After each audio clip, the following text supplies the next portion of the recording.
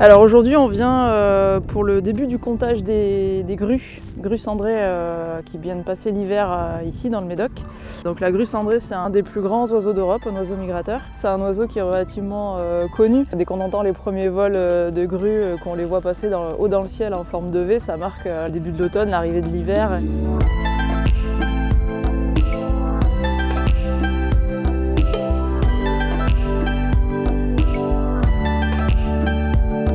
Le Médoc et le massif des Landes de Gascogne, on est situé sous un des principaux axes de migration de l'Ouest européen. Et donc on a plein d'oiseaux qui utilisent cet axe de migration, et une partie de ces oiseaux s'arrêtent pour passer l'hiver et d'autres continuent leur migration vers le sud de l'Europe, notamment l'Espagne qui accueille un important effectif de grues cendrées pendant l'hiver. Alors la particularité du Médoc pour l'accueil des grues, c'est qu'on a deux éléments qui sont complémentaires et qui leur sont bien utiles pour passer l'hiver. C'est à la fois les champs de maïs, qu'on retrouve là sur les communes de Carcan, Ourtin, parce qu'en fait la grue cendrée en hiver, elle va venir se nourrir des restes de maïs qu'on a sur les parcelles. Et après, la nuit, elle va aller la passer dans la réserve naturelle de l'étang de Cousseau, sur la Cano. Où là, elle va avoir plus ou moins les pieds dans l'eau, elle va pouvoir tranquillement passer la nuit à l'abri des prédateurs.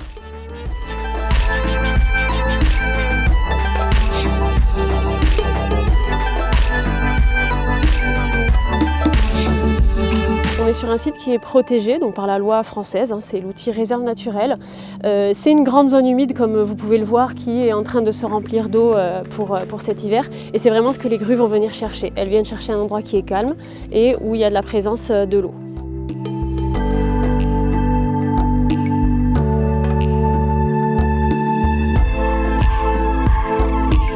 Se nourrissent de maïs, ça c'est un peu quelque chose de nouveau parce que depuis les années 70, l'essor de la maïsiculture a fait que c'est une nourriture facile pour les grues, mais dans la nature les grues sont d'ailleurs plutôt carnivores entre guillemets, elles peuvent se nourrir d'amphibiens, de petits rongeurs, mais ça c'est plutôt à la belle saison, et en hiver elles changent de régime alimentaire pour devenir plutôt granivores où elles mangent des vers ou des glands.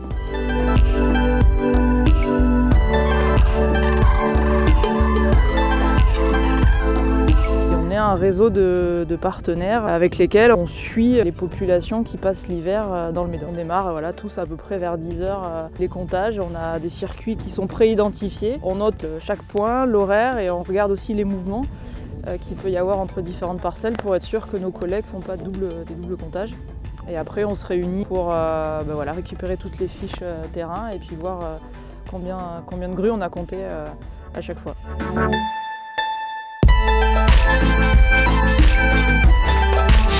Alors le comptage des grues que l'on fait en hiver, ça nous permet de connaître les effectifs d'oiseaux hivernants sur le Médoc et sur l'ensemble du massif des Landes de Gascogne, il y a de nombreux autres partenaires qui font ce même comptage et qui sont fédérés dans le réseau qu'on appelle Grus Gascognat. Et ensuite de suivre aussi un peu la phénologie de la migration, de savoir les premières qui arrivent et savoir quand est-ce qu'elles repartent.